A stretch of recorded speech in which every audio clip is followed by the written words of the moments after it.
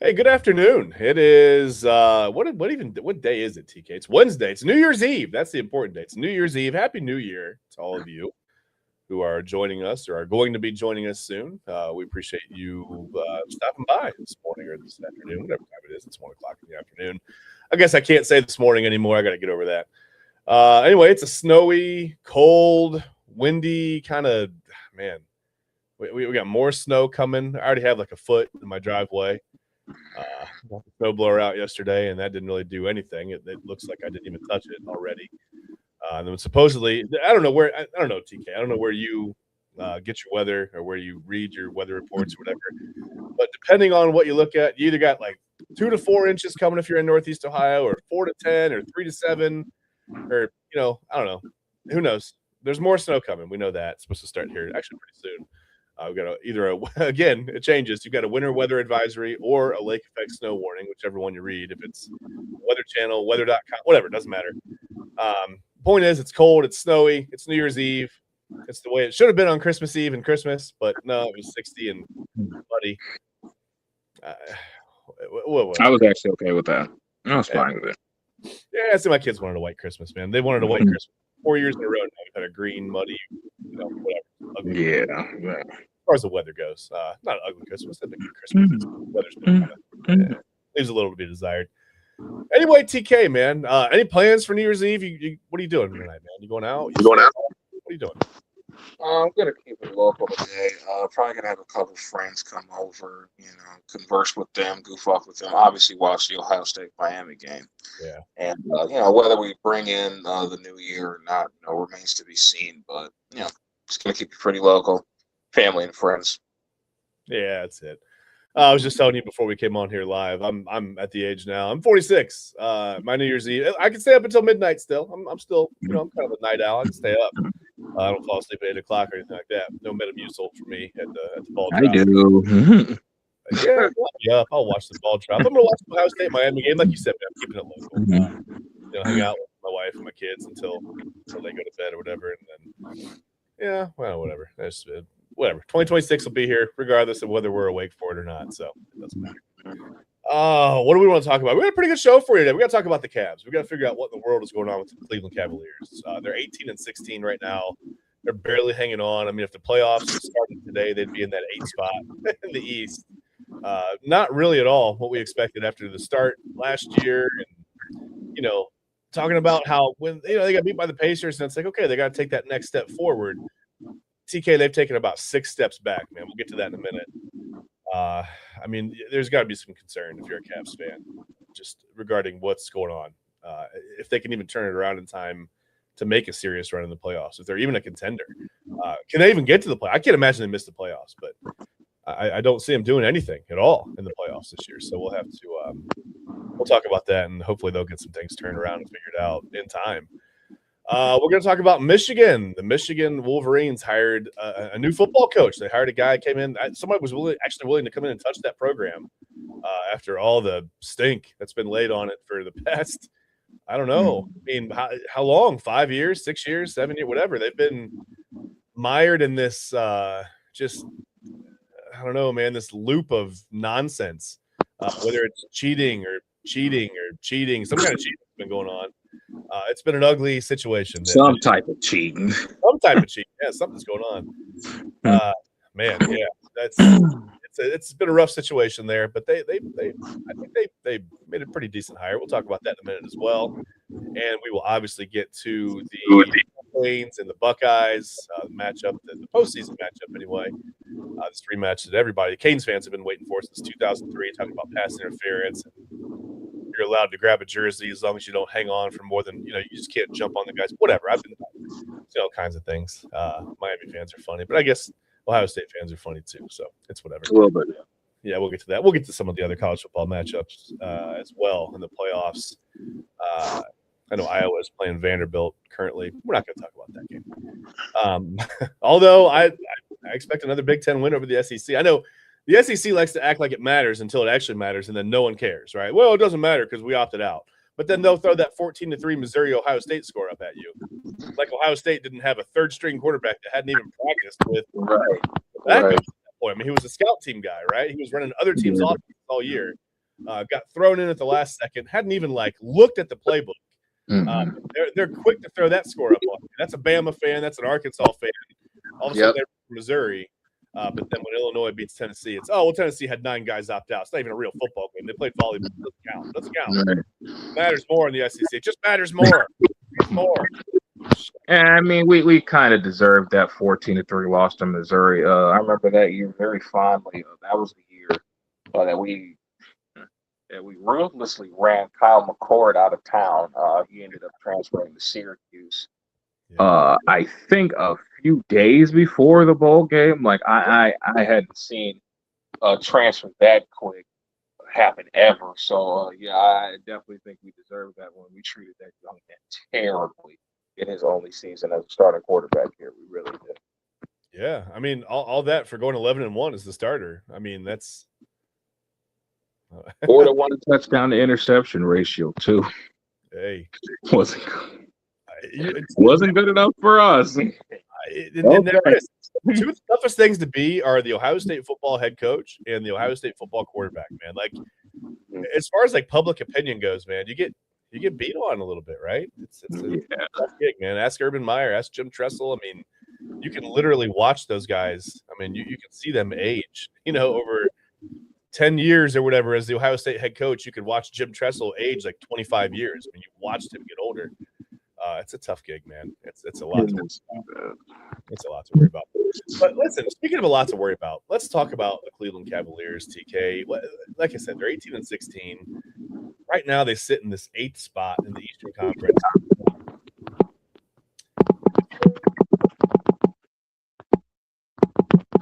We can talk about them a little more.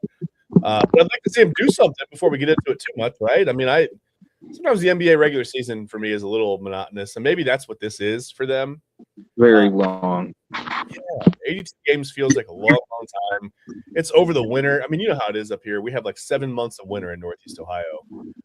It seems like every day after Christmas. You don't get the white Christmas anymore. You don't get that. Trust me, my kids are always upset about that. But then, about 3 or 4 days right now, about a week after Christmas, it starts snowing. You start getting winter weather advisories. You get lake effect snow warnings. You get all the crap from winter, right?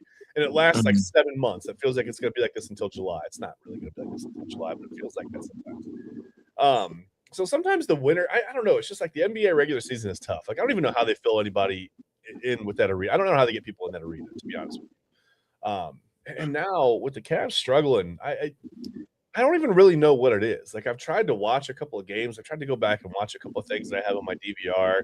I don't get to watch them a lot. I don't have the streaming service.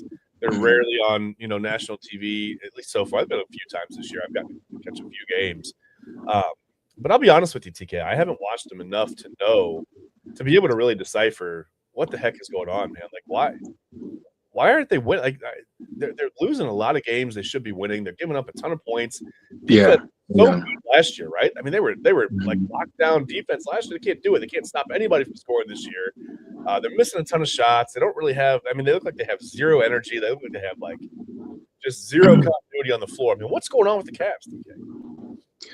A lot of bad things are going on with this team. We came into the season extremely banged up. You think, 3 of your core players were already on the injury report. Yeah. Before October even got here, Max Strus is still ailing. I think once the season started, DeAndre Hunter was on the injury report. He eventually got better, and he's been playing pretty well lately. It's just Sam Merrill has missed 17 games this year. It's just we got a lot of banged up players on this roster. I really don't know what's happened with the defense at all. I can't really explain it. These last few games, minus the San Antonio game where we only gave up 101 points, which was actually a welcome sign. I was kind of shocked to see that. But this team surrenders right around 122 points a game. And it's just it looks awful. Our rebounding has been bad. You saw the Christmas Day game of Mitchell Robinson and Karl Anthony Towns putting on a master class performance on how to clean the glass correctly. I mean, you take a look at that second half, and Mitchell Robinson had 12 rebounds in the second half. 6 of them were offensive rebounds. That's not going to cut it. But yeah, after another, humiliating loss to Houston, who swept the season series, I might add, we actually completed the season sweep of the San Antonio Spurs with a 113-101 victory in San Antonio. So this has been a very wishy-washy campaign for the Cleveland Cavaliers. I don't blame anyone for being skeptical of what is to come next, or not knowing at all of what is to come next. Because I just don't see any type of continuity. We still have to get players back from injury. We're still trying to work guys in. Evan Mobley came back rather early from his calf strain. He was expected to miss over a month. He only missed a week. So much respect and a big shout out to him. But at the same time, the overall cohesiveness of this basketball team, it's been rough. It's been rough. You like the effort that you're getting from certain guys, like Lonzo Ball, obviously coming back from a riddled injury history. Of course, everyone's worried about the knee. How's the knee doing? Is he able to do back-to-backs yet? Granted, the shot hasn't been completely there. Well, I was going to ask you, do you think Craig Porter Jr.'s kind of passed him up? I mean, I don't know. I mean, have we already played our way out of the Lonzo Ball experiment? I mean, listen, CPJ has been outstanding, trying to squeeze back into that number 2 point guard spot. I do believe that firmly right now, Lonzo is still going to be the number 2 due to the veteran experience, and he is an exemplary playmaker as well. But yeah, Craig Porter Jr. is really good. Granted, if he keeps up doing what he's doing, yeah, we could very well have played ourselves out of the Lonzo Ball experiment, but it wouldn't be for naught. I do think that he is going to be key if we do want to make some type of a playoff push. Because you got Darius Garland coming back from injury as well. He had the big toe surgery in the offseason. That was the big fish. I don't know how I forgot that one, but I don't really think people understand how serious a toe injury is in a sport like basketball, by the way. People go, it's just a toe. Well, I mean, that's the last thing that leaves the ground and the first thing that touches the ground when you walk, when you run, when you jump. I mean, that's a big injury, man. I mean, I don't. People go, oh, he's not. He's soft. He's soft. I don't think you understand. And you think of the process of what turf toe surgery is. Yeah, I just think a lot of people don't know exactly what turf toe is. I think they hear it and they think, oh, he just scuffed his toe on the turf. I was like that at one point, but then I had to actually do my research and find out, it's really deep, the surgery that was conducted for that type of injury. So, yeah, that's a tough situation to come back from. And, especially, you come back from an injury like that, you're immediately playing 30, 35, sometimes 40 minutes a game, because some of these games have been close. And, as we said, no defense has been played at all. So it's just a track meet the entire game, running up and down the court, trying to one-up one another. So, yeah, it's a lot of adjusting that this team needs to do in the next few months or so. I agree. Listen, you're watching Illegal Formation right here on the Inside Edge Network. We're brought to you, as always, by LPG Productions. We are talking about the Cleveland Cavaliers and their struggles. Listen, you brought up Darius Garland, the turf toe. That's a whole different situation. We know that's a bad come back from an injury like that. I know that. But just logistically speaking, TK, do you see any problem? Like, can he and Donovan Mitchell play together? Is that a logistical problem? Is that a thing? Is that a problem on the court? Not that they don't get along. It's just they're two similar type of players, and it doesn't always seem to work. I mean, it's like we talk about Jared Allen and Evan Mobley playing together, and we've just got it seems like mismatched rotations and mismatched lineups right now. And I don't know if, again, I haven't watched them enough this year to know if that's really the issue. But it just seems to me like when you look back at like the loss to the Knicks and the loss to the Pacers, there's a lot of talk. We've heard it thrown around. Are they soft? Do they just not play well together? Did the lineups not mesh? Did the rotations not mesh? I mean, it's almost like looking at the Browns and going, hey, the Browns are a quarterback away. Well, more than a quarterback away, right? And the Cavs seem to be more than just one scorer. I mean, they got plenty of scorers. I mean, that's not the problem. They just don't really seem to do any of the other little things right. So is it? Can Mobley and Garland play together? I mean, do we need to kind of like I don't want to say blow it up, but do we need to look for a different? I don't know. I don't know. I don't even know how to ask the question because I'm not sure where to go with it. But I mean, what do you think about this? I do think these are both very good players. As far as playing together, they kind of remind me a lot of that old Portland Trailblazers backcourt of Damian Lillard and CJ McCollum. When you have two players that are under 6'3", playing together an exemplary amount of minutes, yes, the offense will be there, the playmaking and the shot making will be there, but you worry about the defensive end of the floor. Yeah. You think about some of the teams in past history that have had smaller backcourts. And one that comes to my mind is the 01 Philadelphia 76ers, of course. You had Eric Snow that was 6'3", 6'4", man, in a point guard spot. And then you have a 6-foot Allen Iverson. The thing with that is you had the balance between the defense and playmaking with Eric Snow. He was a decent size and could guard some people, and you had other defenders around you as well. You had Dikembe Mutombo. You had George Lynch. You had Aaron McKee. You had Matt Geiger. I really think that this team, I hate to use the word soft. I never want to be that guy to question another guy's toughness. That's just not in me. That's not something I have, dappered in. But I just think the lack of concern is there. I just think it doesn't look soft. It looks like people aren't as engaged. Remember, at one point in time, Jared Allen was somewhat of a defensive stalwart, averaging a double-double, averaging close to 2 blocks a game. His defensive rating was in the low hundreds, low hundreds, high 90s at one point. And it just isn't there anymore. I just see a team that just looks disengaged. Obviously, we talked about the injuries before. It seems like half the damn team was on IR at some point in these 34 games that we have played so far, or what have you. I just need to see more urgency especially on the defensive side of the ball. When you're giving up a surplus of 120 plus per game, and you're getting out rebounded, by 10 or 15, every night, damn near. It becomes, hey, do you guys really want this or not? It don't got nothing to do with toughness. It's, do you guys actually want this? You guys show up every day, you work hard. You being an NBA player, being a professional athlete, period, is already tough. And now it just becomes a matter of, is this really what we're about? Is this really what we're going to do? And it's been a mixed bag of results so far, but we do have 48 games left in the season.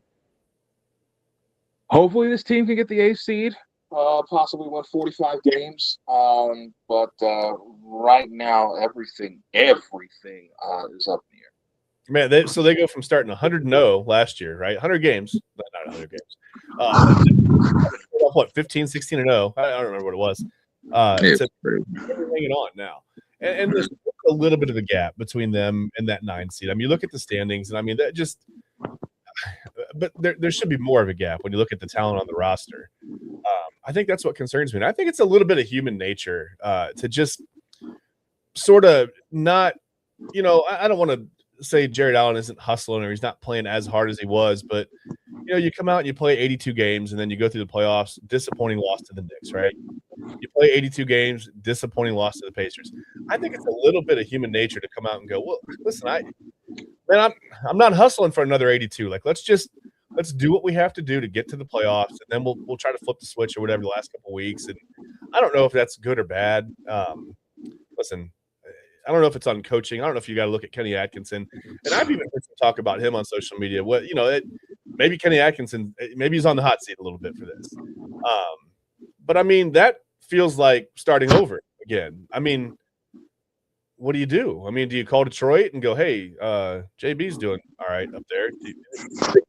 Can we talk to him? Does he want to come back? You can't do that. You can't get JB Bickerstaff back. What do you do? I mean, you can't fire Kenny Atkinson right now, right? I mean, no, absolutely not. I mean, who are you going to go get? Not after a rough start.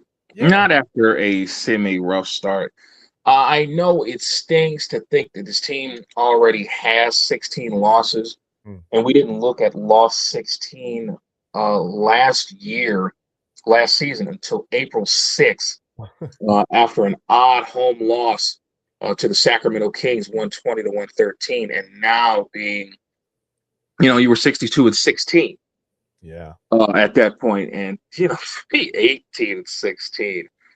So you're telling me they're probably not going to roll off 44 wins in a row right now? Yeah. To have a 44-game drop off, and we ain't even played 40 games yet. That's crazy. It's definitely been an underwhelming year for sure. But hey, I really don't think Kenny deserves to be on the hot seat.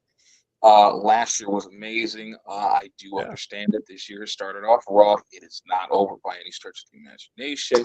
Yeah. You hope that you can get past the second round at some point. That's not looking to be the case right now. But like I said before, we got 48 games left.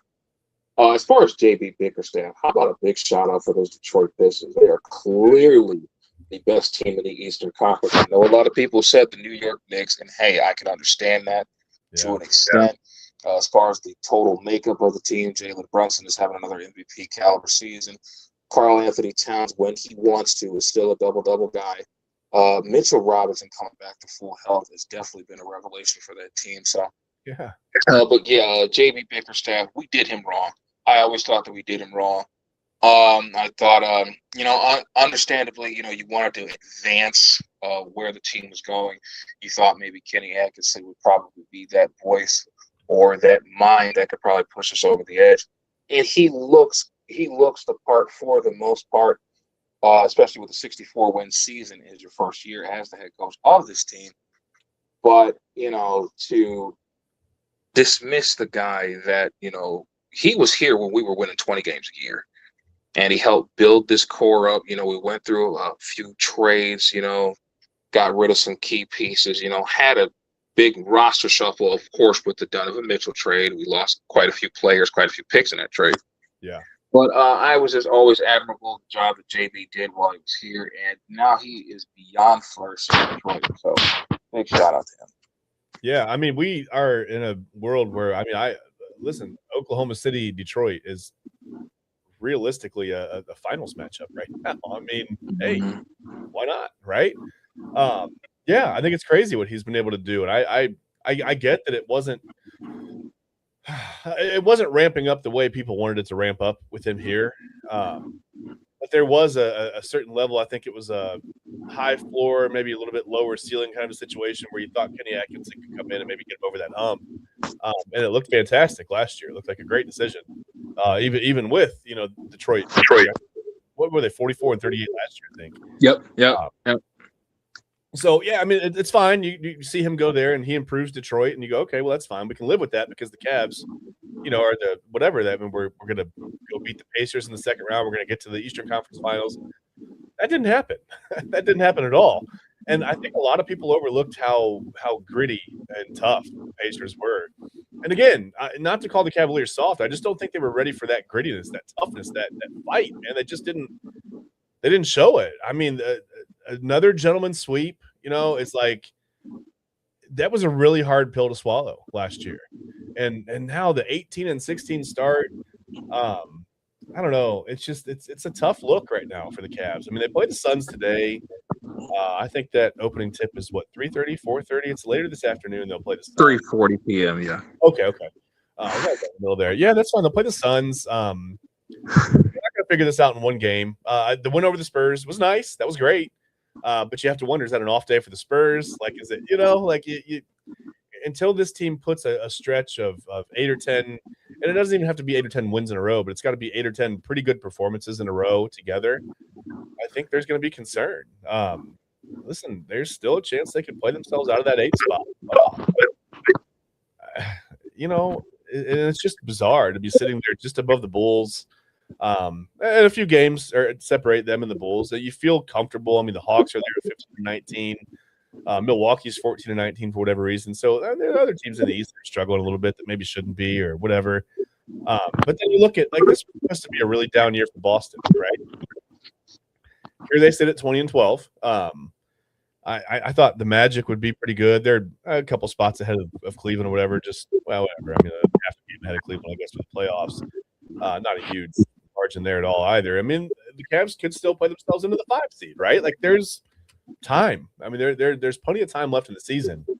But I just think with some of the things we've seen, with some of the, and I wanted to ask you about Evan Mobley too. TK, is he ever really going to take that step that we expected him to take? Like, I know he's gotten better each year, but I don't think there seems to be like a between year 3 and 5 where like if a guy's going to become a superstar, I think that's when you really want to see that growth, right? It just hasn't been there from Mobley. I mean, he's been solid, but we talked about him as possibly being a top 5 player in the NBA. He just hasn't been that, right? Yeah, I do sometimes worry about Evan as far as that significant leap that we wanted to make. I think the big thing with us as fans, we expected him to be somewhat of a Tim Duncan, Kevin Garnett type of player coming out of USC, and he has been solid. But as far as that championship acumen, that game-changing, borderline Hall of Fame performer, I'm not sure if we don't get it. It just may be a while longer before it actually happens. Yeah. I kind of compare him a little bit to how Giannis Antetokounmpo started out. But granted, Evan Mobley got off to a much faster start than what Giannis did. But what Giannis was able to do, he was able to go from a 6'9", 6'10", 190-pound kid to the 6'11", 240-pound beast that we see today. Yeah. Evan might have to spend a little bit more time in the weight room, might have to, amplify those off-season workouts a little bit. But hey, as far as what we have now, I do think it's definitely more than going to suffice. 19-9 and 1.5, 2 blocks a game. I think you'll take that from any starting forward or center in the NBA. Yeah. But as far as that huge leap, we might be waiting on that a little bit longer. I would say don't get too wrapped up into it. Just let it play its course. I think he's going to be just fine. Fair enough. Okay. Okay. Cavs are going to make the playoffs. They're going to get past the second round. They're going to go to the Eastern Conference Finals. Everything's fine. Don't panic, right? Right? Guaranteeing me all those things, right? I would hope, but I'm just saying, just take it step by step with him. I don't think we'll ever see the day where he's the number one option, especially with guys like Darius Garland and especially Donovan Mitchell on the team. Yeah. So he may be second or third fiddle for quite some time. Yeah. Listen, a lot of people have said, hey, we got to trade Donovan Mitchell. You got to get rid of Darius Garland. You got to let Evan Mobley, let it be his team. I don't want to get rid of those guys. I want them to figure it out together, right? That's what I want. I don't know. We'll see. I mean, it's not going to be easy. It's never easy to win. I think, like I said, it's a little bit of human nature to kind of have a little bit of a letdown after the losses the last 2 seasons in the playoffs. I think, have you ever played a video game, and you get the video game, right? And everything's new. Right, so you go out and you're like a wrecking ball in the regular season, and then you get to the playoffs. Whatever game it is, doesn't matter if it's college football, it could be baseball, football, whatever, Madden, anything. And you get there, and then it's like, okay, you lose a playoff game, and then it's like, man, I got to go through this whole regular season. I mean, you can play that realistically in a few days, right? Imagine having to go through the whole year and play all 82 of these games. And I mean, I think it's human nature to be a little bit, I don't want to say bored or checked out, but just not, fully there for the regular season. I understand it from some of these guys. I think they do have to you're going to have to flip the switch before April or May, I think. But you got to get that going pretty soon. I think we're going to have to see something out of the Cavaliers. So hopefully they get that figured out. And like I said, hopefully it's sooner than later. But I think just like you said, give them some time, let it play out. Who knows? We'll see. I mean, all you can do is see, right? All you can do is watch. Let's completely switch gears. I want to go to the college football portion of our episode today. We're going to talk mostly college football on the way out. Before we get to the playoffs, I want to talk about the University of Michigan, something we don't spend a lot of time on, and we're not going to spend a ton of time on it today. Michigan, I thought, made a pretty good hire, right? They got Kyle Whittingham. Whittingham is, by all accounts, a pretty good guy. I think that's what they needed to come lead the program. I think I told you before we went live, this is kind of akin to me to like Dusty Baker walking into that Houston Astros situation after the whole cheating scandal with the Astros and that thing that went down. And Dusty Baker walked in, to basically walked into hell in a gasoline suit, right? And said, "Hey, I got this. We're going to right the ship, no problem." And I give Dusty Baker a ton of credit for that. And I give Kyle Whittingham a ton of credit for this. I'm not going to be an Ohio State homer and go, Whittingham's a jerk. Why would he take whatever? Job's a job, right? And I think when you're looking at Utah or Michigan, Michigan is the higher profile job. I mean, it's hard to turn it down. A lot of guys did. A lot of guys did turn it down. And I think it's because the athletic department's a mess. Ward Manuel still having a job as the AD there is I don't know. I mean, I'm not sure how that happens, to be honest with you. I mean, after everything that he's overseen during his tenure as the athletic director at Michigan, bizarre to me that that's not a thing that's already taken care of itself, but whatever, that's where we are. So anyway, Michigan hires Kyle Whittingham. He's 117 and 88 in his career, right? 22 years as a head coach. He's 11-6, whatever, in bowl games. Pretty good career at Utah. I mean, he's been at Utah his whole life. He's never hasn't coached anywhere but Utah, right? I saw, and he was a co-coach with Urban Meyer back in the day. I saw a ridiculous post. I hope it was satire to where, someone was saying that Urban Meyer decided to he switched over. He just passed over Ryan Day for Kyle Whittingham when it was time to give Utah whatever. And I'm like, well, Ryan Day was a 25-year-old grad assistant. He wasn't even what? Again, I hope that was satire. I've seen some weird things. I've actually seen some people claim that Whittingham is 1-0 against Ohio State, so they're already at a head start. Michigan already has a coach that's undefeated against Ohio. That's not true at all. They lost that weird Rose Bowl game where – and listen, I'll give Utah credit. They had a running back playing cornerback against some of the best receivers that we've seen go through Ohio State, right? C.J. Stroud threw for, I think, about 3 miles in that game. So, listen, it happens, right? But they competed well with Ohio State. I thought they had a decent game plan for being completely down. Ohio State had some guys sit out that game as well. But, listen, Kyle Whittingham, like I said, by all accounts, a pretty good guy, pretty good football coach. He's had a ton of success at Utah, right? I mean, he's got an undefeated season under his belt. I think they finished, 13-0 back in 2008. He was the head coach. Won the Sugar Bowl that year. I mean, you look at his bowl record. I mean, he's won a ton of postseason games. Not so much of lately. Haven't won a postseason game since 2017 when they won the Heart of Dallas Bowl. I don't know that any Michigan fans are really writing home about the Heart of Dallas Bowl winning head coach, but whatever. These bowl games get stranger and stranger every year. Let's be honest, TK, if it's not a college football playoff game or the Pop-Tarts Bowl, who cares? Right? I mean, who cares? It's just, some of the names of these bowl games are just, oh my goodness, they're crazy. They're bizarre. I mean, I'm looking at the Foster Farms Bowl, the Holiday Bowl, the Alamo Bowl, the Poinsettia Bowl, Armed Forces Bowl, or some of the games that he's coached in. I mean, honestly, like I said, if it's not a college football playoff game or the Pop-Tarts Bowl, whoever is in charge of marketing for the Pop-Tarts Bowl, by the way, genius. Yeah. It's brilliant. Yeah. It's a must-watch. Absolute must-see TV every year. I don't care who plays in it. I don't even remember who played in it this year. I just know that you got to watch all the stuff. I don't know. Whittingham to Michigan. Do you think – I mean, if you're Michigan – let's say you're a Michigan fan. Try to sit in those shoes for a minute. Are you excited about this hire? If I'm Michigan, I don't necessarily think excited is the word that I would use. I would think relieved.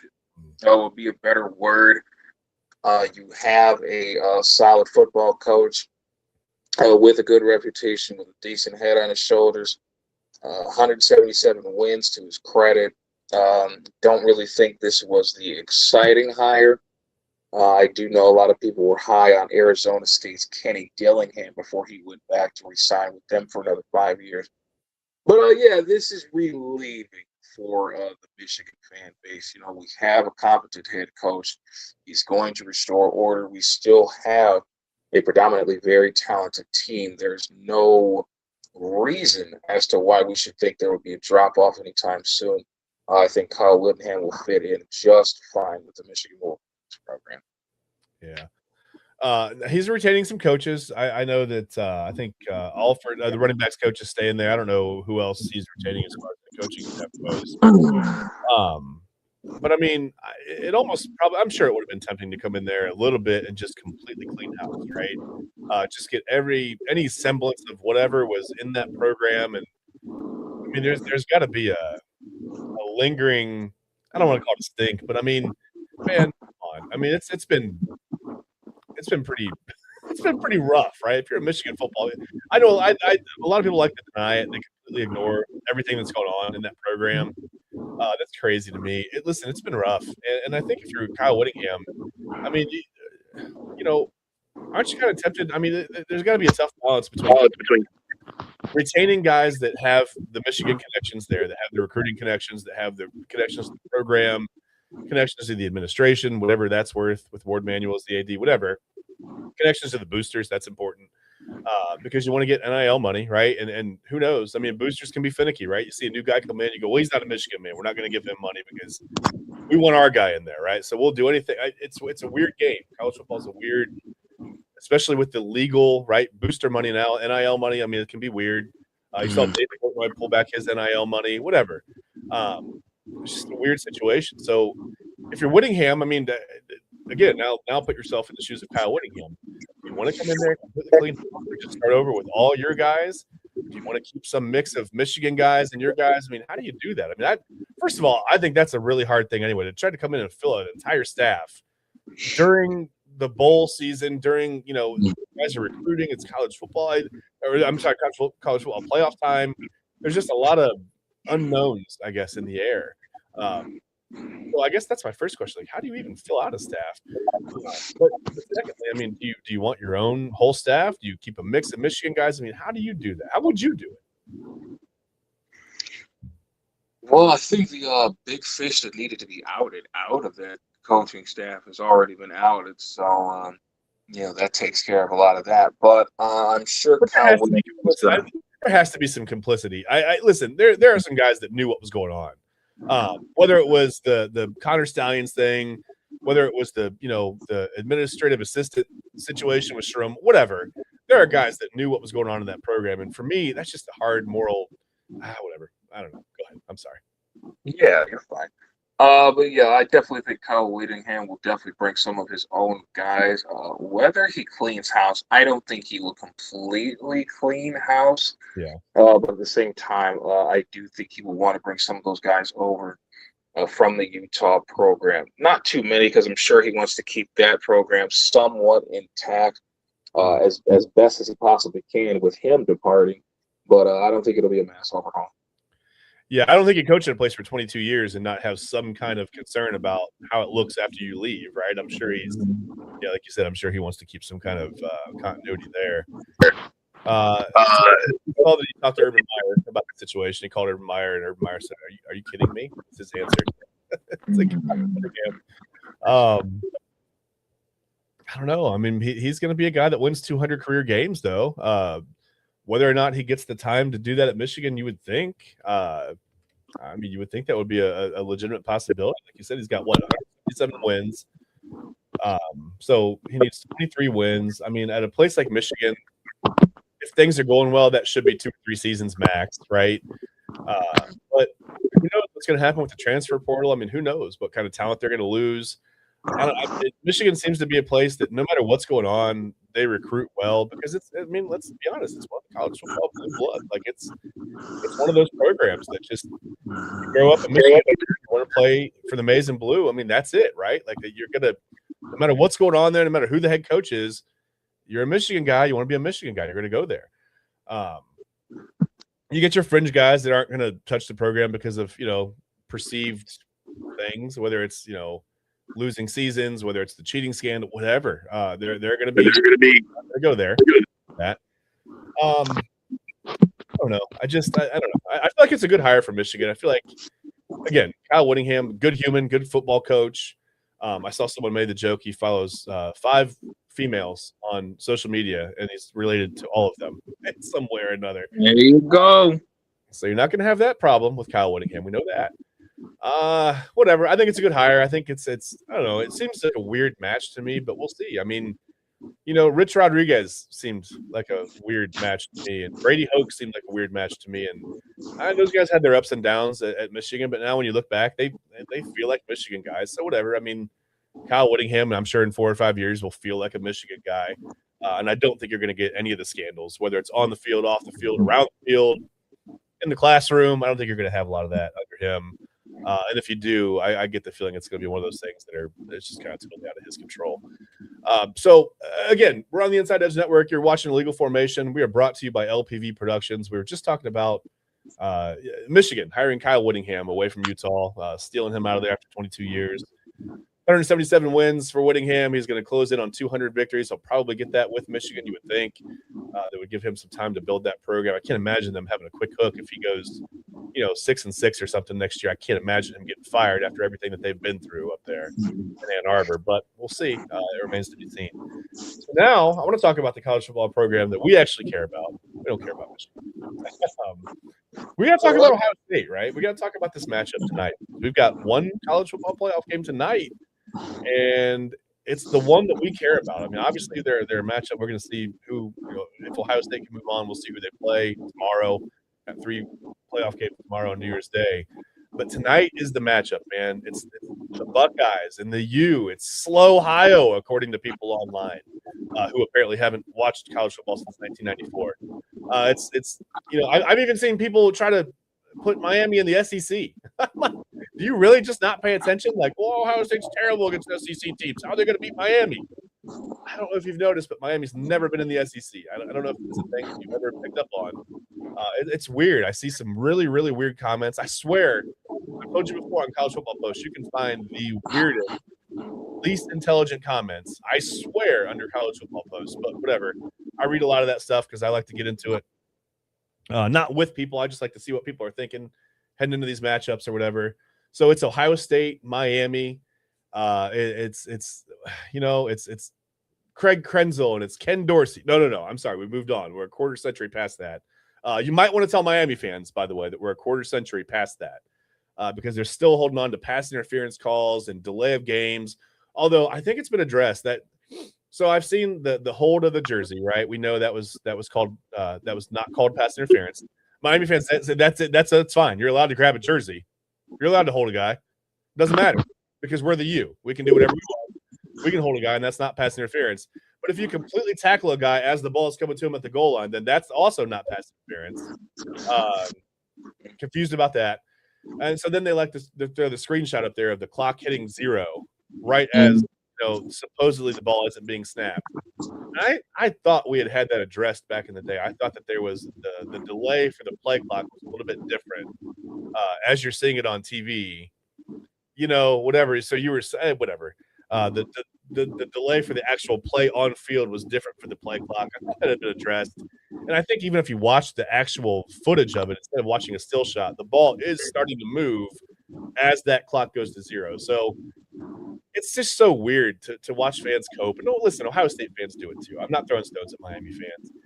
But man, after 23 years, you'd think it would be time to let it go. But they haven't. They have not let it go. They've harbored all these things for 23 years since that night in the desert when, Ohio State really, for all intents and purposes, ended that dynasty. Larry Coker didn't even know what it was like to lose a college football game, right? Took his first loss in that game as a head coach. That was a fun one, man. 31-24 in double overtime. That was a really fun game to watch. That was one of the best games ever. I told you, a buddy of mine lived right across from the bar, and that was a wild night of celebrating. People were driving through the streets honking their horns, and it was crazy. Ohio State hadn't won a national title in a long, long time then, and now they're perennial contenders. And Miami's just kind of getting back to this national stage, right? This is their first really this is their first go around in the college football playoff. Whether it's 4 teams, 12 teams, whatever, this is their first shot at it. And they're good. I mean, people are acting like Ohio State's going to go out here and win 59-0 tonight. And I've seen it on both sides. Like both schools fans think that it's just going to be a blowout. I don't think that's the case at all. I mean, listen, Ohio State's a 9.5 point favorite for a reason, but Miami has a really, really good defensive line that I'm concerned. It concerns me just knowing how Ohio State's offensive line has played at times this year, especially against Indiana. You saw a pretty decent pass rush against Indiana. And what happened? Julian Sain was sacked 5 times, and they struggled to score points.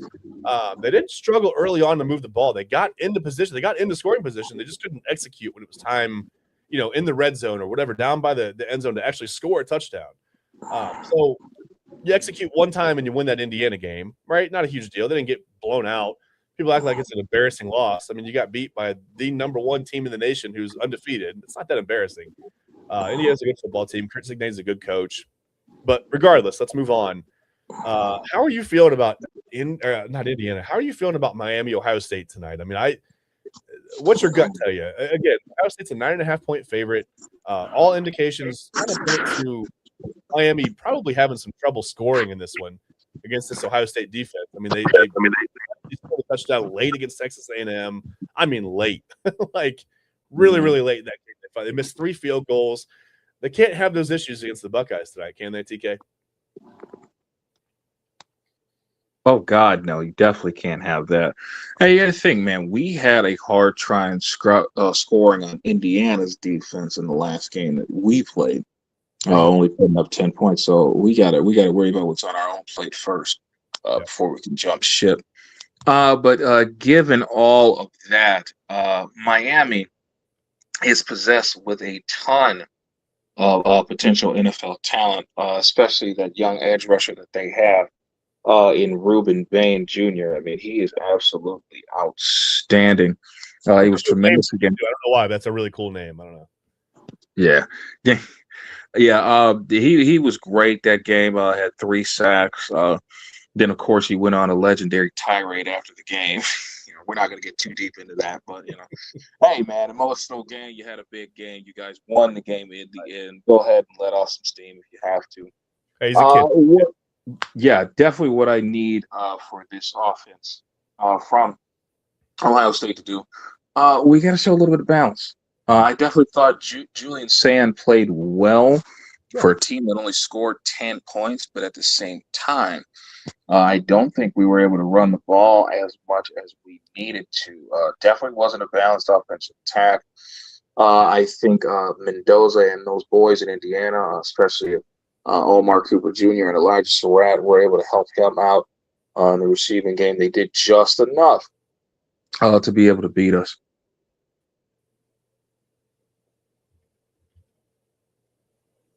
Oh, I'm losing you. Hang on. You there? Yeah. Okay, I lost you for just a split second. I was away from the screen. Yeah, I mean, Miami's 11-2. A couple of weird losses, Louisville and SMU. I mean, whatever. I guess teams lose games early in the season. I mean, Ohio State, in 2014 lost to Virginia Tech and went on to win a national title. Last year, obviously, the loss to Michigan hurt. They had those games. They lost to Oregon early on.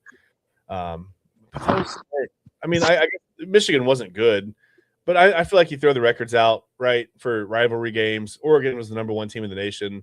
I don't know. I guess you could call the Michigan loss a questionable loss last year, but Ohio State, we saw them flip the switch. And not that Miami can't do that. I mean, Miami's certainly capable. They've got plenty of talent. And the one thing that kind of concerns me is that you look at Carson Beck as a starting quarterback. He's 16-3 in his career against ranked teams. So I don't think he's going to go out there and be nervous to play Ohio State or anything like that. I don't think there's going to be, he's not going to be shaking his boots, nervous about whatever. But at the same time, I think if you give – now, here's like the double-edged sword a little bit for Ohio State. You've had time off, okay? And that does one of 2 things. It can make you rusty, right? But it could also let you heal up. You had a couple of receivers with quad strains. I think that was a concern. So at least you've got time for those guys to heal. And then you give Matt Patricia time to cook up something for that defense, right? That that's fun for me to think about Matt Patricia having a couple, an extra 10 days or 11 days or whatever. But then you also are concerned with the Buckeyes being rusty. I mean, where do you think the advantage lies? Do you think it's with the team that played in the first round? Or do you think – I mean, we saw all the teams with byes last year not play very well in the second round, right? Mm-hmm. Does that concern you with this team? Or is this team – I guess it would concern me less if they were 13-0 and they had beaten Indiana in the Big Ten championship. But you've seen that – I mean, there are some weaknesses there. There are some things that you can take advantage of. I don't know. How do you feel about Ohio State having the rest versus having played last year in the first round? Me personally, I always roll with the team that is fresh off of a game. Granted, these athletes do need their rest. They do need their time off. But at the same time, too much time off can be an issue. Yeah. And I definitely think the Miami Hurricanes have the advantage. They're coming in hot off that 10-3 win against Texas A&M. It was a hard-fought game. Yeah. Everybody was involved. There's a lot of hitting going on. So, yeah, I definitely think they are juiced up to get back on the field. Granted, I do expect the Ohio State Buckeyes to come out fresh, looking revitalized and juiced up.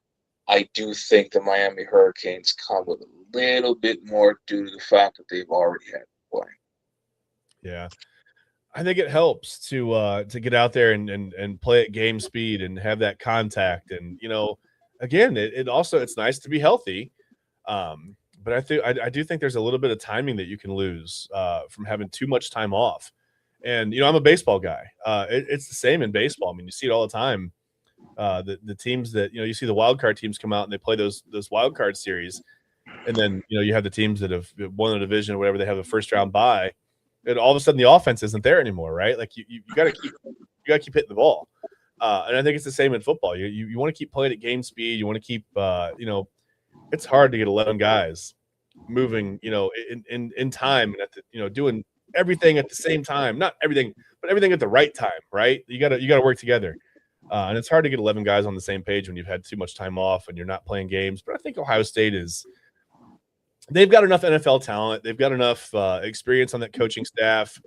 I think a lot of people have made maybe a little bit too much of Brian Hartline leaving for USF. I don't think that he's totally distracted to the point where he's unable to get the offense, where it needs to be. I know that Ryan Day has taken over play calling. I'm not sure how I feel about that, to be honest with you. I don't know what the mix was last year of he and Chip Kelly going into the playoffs, and obviously it was a different team than we saw in the regular season. So I don't know. Do we get, do you get that kind of like, I don't want to say intimidated isn't the right word, but do you get that timid Ryan Day play calling, or do you get the Ryan Day who just goes out and lets it rip, full on Joker Ryan Day? I don't know. Which one do you think we see tonight? I mean, I think there's going to be a little bit of concern just with Miami's pass rush. I think I think one thing you have to do is get Sayan moving a little bit. I know he's not a guy who's going to get out and run for 100 yards. But at the same time, I do think it's good to get him outside the pocket a little bit. I think he's been very good in the pocket this year, but I don't think you can just afford to have him sit back and wait 4 or 5 seconds every play for someone to get open. I think you got to move the pocket at times, create some throwing angle. I'm sure we'll see some of that. I mean, they've had time to get into all the film and everything else. I don't know. Which Ryan Day do you think we see tonight as far as play calling? Well, I definitely believe that he has to let it rip tonight. There is no excuse for not letting it rip. It's the college football playoffs now. You weren't conservative at all last year. Maybe there may have been some moments in time where you may have, taken the back seat to an explosive play, but at that time you were already up 15, 20 points, so it didn't matter. Ryan Day absolutely has to let it rip. There is no reason for it. Run plays away from Ruben Bain if you have to. I do not want this game plan to be like the Pittsburgh Steelers was on Sunday. We are not trying to keep someone off of the highlight tape. Why the hell are you worried about the highlight tape anyway? The game ain't even started. Right. Highlights do not tell the entire story of the game anyway. So, he's just going to have to go out there and let it rip. Move forward to complete the next step in the college football playoff journey. It's that simple. Yeah, I think. I think he learned last year. And you can say what you want about the Indiana game. I just don't think they had a ton of opportunities to really let it rip against Indiana. I think they were having problems keeping saying upright. And I think it's hard to call a lot of, I don't know, it's just hard to call plays down the field when you can't keep your guy upright in the pocket for 2 or 3 seconds, right? Like you got to have time out there to see the field. But I think one thing, like you said, they're going to have to run the football. They have to find a way to run the ball better than they did against Indiana, and better than they have in a lot of games this year. I mean, they've really been a pretty one-sided offense, and that's fine when you can keep defenders off of Julian Sayin. But I think Ohio State could struggle with that a little bit today. So if they don't have some semblance of a running game, or at least a reliable short passing game, and I don't mean a swing pass that gets you a yard. I mean, being able to go to your tight ends and get 6 to 8 yards, not necessarily even air yards, but just dropping off a pass to your tight end, letting him go and getting you 4 or 5 yards on the ground, and having some semblance of a threat over the middle or in the short, maybe in the flats, I guess. But you've got to have something to keep that pass rush honest, right? Like you can't just let Miami and Ruben Bain and those guys, you can't let them pin their ears back and just come after Julian Sayin the entire game. Or you could see another 10, 13 point output, and that may not be enough. I don't think Miami's going to score, a ton of points. I've got a final score in my mind, and I guess we're almost up to an hour already. We got to try to get out of here, but I don't know. I mean, I have a score in my mind. Do you have a score in your mind for this game? As you think about how this game is going to go, and for some reason, this one's really unpredictable for me, TK. I don't know why. I've gone back and forth, and I've gone a couple different ways. I guess let me get your score prediction, then we'll go on and get out of here, and we'll enjoy some Iowa and Vanderbilt. I think that game's still going on. I think who knows? Okay. All right. I think this is going to be a low scoring game. Yeah. For some reason, this just feels like a defensive battle to me. Both of these teams' last played games were both defensive battles. We lost 13-10. Miami won 10-3. Mm-hmm. I think this game is going to be 20-17. I'm going to go Ohio State in this one. Okay. Not necessarily the low-scoring game that you thought it might be, but I don't expect too many fireworks tonight. I think both schools have very good defenses. Granted, their offenses are good as well. I do think sometimes in these playoffs, defense can outshine that of a great offense. I've seen it happen more than once. We saw it happen last year. I definitely think this is going to be a defensive game. One that we should win, but it's going to be 2017. Yeah. I think it's a low-scoring game. I had 24-13 Ohio State. I think Miami's going to score a little bit. I don't think it'll be close. I think this could be one of those games where it's like 10-10 at halftime, and it feels frustrating as an Ohio State fan because, every Ohio State fan feels like the Buckeyes should always be up 63-0 at halftime, no matter what. Doesn't matter who they play. Somehow you're supposed to be up by 7 touchdowns, 8 touchdowns, whatever. But yeah, I think it's going to be 24-13 Ohio State. I think I think there'll be one explosive play, maybe, from each side, right? Could be a touchdown, could just be something to set up a scoring drive, whatever. But yeah, I don't expect a lot of fireworks either. I think it's going to be a lot of feeling each other out. I think Ohio State's rust is going to come into play a little bit. I think Miami's going to have some trepidation. I don't think it's comfortable throwing downfield against this Matt Patricia defense at all. I think you're going to see a lot of, exotic blitz packages. I think Carson Beck is going to get some looks that maybe he hasn't seen quite yet in his career, though he is 16-3 against ranked teams. He's seen some things. Let's be honest. Like Carson Beck's been through it. He's not a rookie by any means. He's not, they're not running a freshman out there. In the sense that, Ohio State is even running a freshman. By the way, the Sean Alexander Freshman of the Year, Julian Sayin, he was named that earlier this week. So he did win that award. How did Jeremiah Smith not win that award last year? Now that I think about it, that's bizarre. I think sometimes when you're so good, like Jeremiah Smith is, I think people just expect more. No one even pays attention to the fact that he's double and triple teamed on nearly every snap. They just expect, 15 catches for 185 yards and 3 touchdowns every game, or that's it. He's garbage, right? He didn't live up to his billing. But what he does for Carnell Tate and for the rest of that passing offense, I think is sometimes underappreciated. But yeah, I think at the end of the day, I think Ohio State the defense is too stifling. Patricia is just that he's the mad scientist, right? Like he's got time now to cook up some things for Miami. And as long as the rust doesn't play too much into it, TK, I think Ohio State comes out on top fairly comfortably. I know 24-13 doesn't sound like a comfortable game, but if it truly is 10-10, then you see Ohio State run away, 14-3 in the second half or whatever.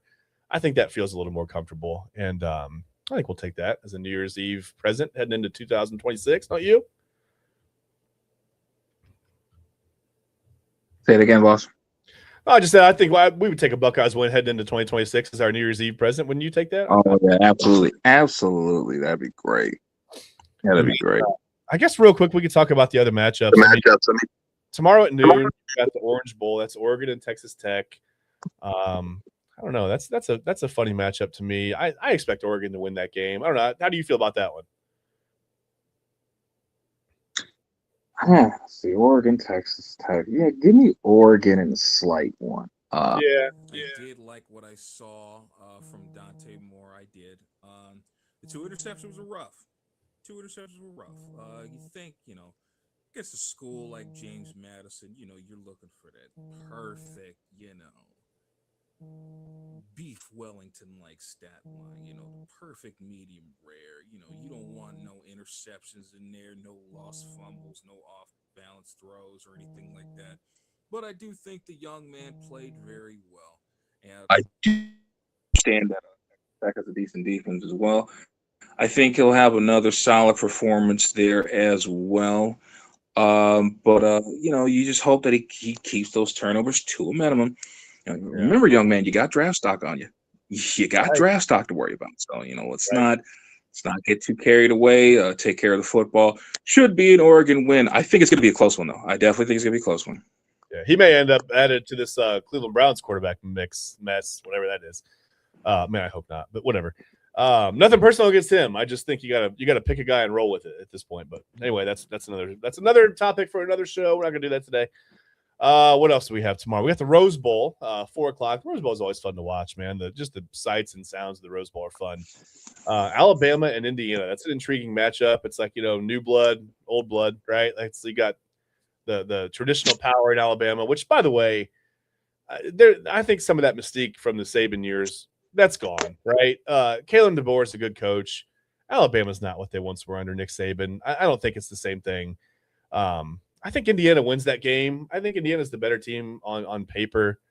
Alabama's got, they're always going to have guys in the trenches or whatever, but I just think Indiana wins that game. How do you feel about Indiana, Alabama? Yeah, I think this is going to be another tough one, another very tough game. But I definitely think Indiana proved themselves with a win against us, man. It wasn't the most eclectic, exhilarating victory ever, but it happened, and they took the extreme measures to make sure that it happened. I'm going to take Indiana in this one as well. Okay. All right. What else do we have? We have the Sugar Bowl at 8 p.m. from New Orleans. We got Georgia and Ole Miss. Ohio State fans should be watching that one tomorrow night. I don't know. What do you think? I'm gonna get your pick on this one. Ole Miss, Georgia. Before I tell you what I think, I'm gonna take Georgia in this one. I definitely think. I think there's going to be an opportunity for all of these games to be close. Yeah. But just in case it's not. I do expect Georgia to pull away, if not early, then probably late in the fourth quarter. But yeah, give me the Georgia Bulldogs on that one. Yeah, Ole Miss feels like they're running on fumes. They lost Lane Kiffin. I mean, it's weird to go through an entire season with your head coach, and then all of a sudden now the playoffs are here, and he's gone. Right? He's in LSU, making really bizarre decisions in bowl games. Whatever. That's beside the point too. Yeah, give me Georgia in that one too. Give me Kirby Smart. Give me the pedigree there. I'll take Georgia. Setting up another postseason rematch between Ohio State and Georgia in a couple of weeks. I think it's going to be fun, or in a week or so anyway. I think could be another fun one. But yeah, we're just a few. I mean, where are we? We're about 20 days away from the national championship. I think that's played on January 19th, right? So here we are. We're in the thick of it. I mean, it's time now. We're in the quarterfinals. Like it's time to go. It's New Year's Eve. I guess we'll say goodbye to 2025. It's been a really good year for us, TK. It's been a great year for the Inside Edge Network. It's been a good year, we hope, for LPV Productions. We want to thank, Peter Tellup, and we want to thank Anthony Alford for giving us this opportunity to come to you guys and be able to talk sports and use this platform and just kind of, this is a good outlet for me, man. I don't know how you feel, but I have a lot of – my wife gets tired of hearing me talk about sports. I mean, she can hang in there for a little bit, man, but she gets bored, TK. And I'd say, man, you and Ryan and all the other – you guys don't get bored. Well, at least you don't show it. If you are bored with me, you don't show that. So I appreciate that. My wife is not afraid to show that. I appreciate her, man. She's done obviously more than her share of putting up with me over the years. So, but yeah, I want to thank LPV Productions. I want to thank the Inside Edge Network for giving us this opportunity and having this platform to come talk to you guys. And, and more importantly, I guess we want to thank you guys for being here and watching these shows and for hanging out with us and, giving us someone to talk to. It's great to have an audience and keep remembering to follow us on social media. You can find the Inside Edge Network on Facebook, on TikTok, on X. It's hard not to say Twitter.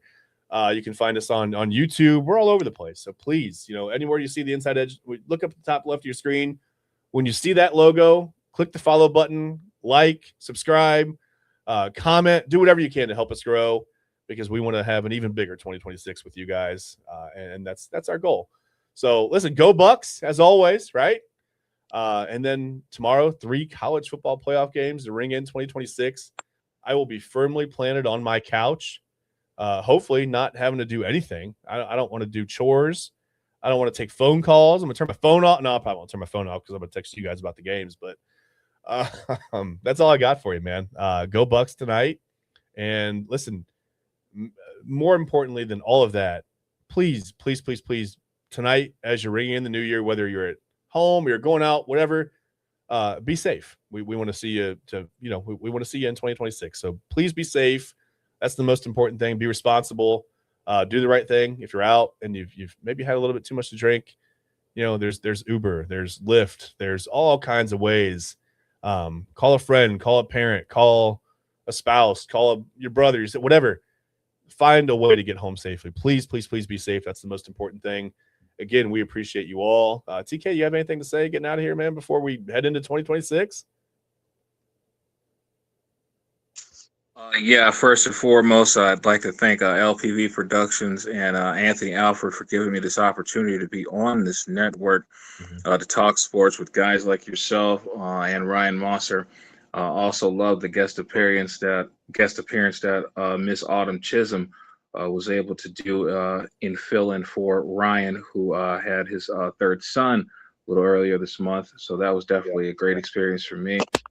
Real quick, just wanted to do a rest in peace real quick to former Wire actor Isaiah Whitlock.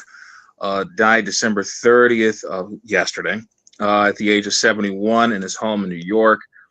Long-term actor, starred in the show The Wire. Also made appearances across the Law & Order franchise, Chappelle's Show, The Good Cop, and was also featured in films such as Cedar Rapids, The Old Man and the Gun, and Goodfellas. So definitely rest in peace to him. And if you guys don't know offhand who that guy is, just think of this. Shit. So, anyway, rest in peace to him. Best wishes to his family as well. And let's hope that 2026 is a much better year than this year. Yes, let's hope for that. We always want to do better. But again, thank you guys so much for being with us. We hope you're with us all through 2026, and we hope to be able to bring you bigger, better shows, and hopefully maybe we want to try to get some. We want to do some stuff on site. We have goals. We have goals for 2026. We'll talk about that as an organization, and hopefully we will be able to execute those goals and bring them to you. And we just want to keep growing. So thank you. You are a huge part of that. We appreciate you being with us, and we will see you on the other side of 2026. All right, guys, take it easy.